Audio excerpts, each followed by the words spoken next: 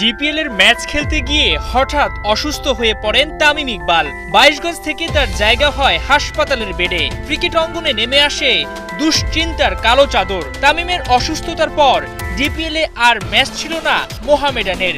ধীরে ধীরে সুস্থ হয়ে উঠছেন খান সাহেব। ঈদের ছুটি শেষে ফের শুরু হচ্ছে ডিপিএল, তবে ফিরছেন না তামিম।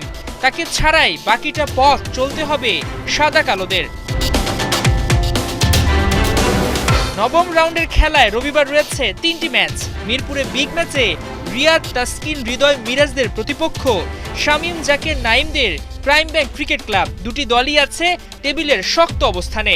সমান 8টি করে ম্যাচ খেলে 6 জয়ে 3-এ সাদা কালোরা। রিয়াদ দিচ্ছে 1 ম্যাচ কম জয়ে 4-এ প্রাইম ব্যাংক। এদিকে তামিমের অনুপস্থিতিতে সাদা কালোদের আর্মব্যান্ড দেখা যেতে পারে তাওহিদ হৃদয়ের হাতে। খেলা শুরু সকাল 9টায়। একই দিনে বিকেএসপিতে শুরু হবে আরও 2টি ম্যাচ।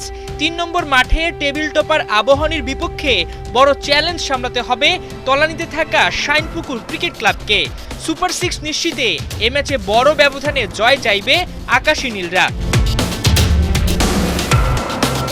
বিকেএসপির আরেক মাঠে ধানমন্ডি স্পোর্টস ক্লাবকে টেক্কা দিতে প্রস্তুত খালেদ মাহমুদ সুজনের গুলশান ক্রিকেট ক্লাব।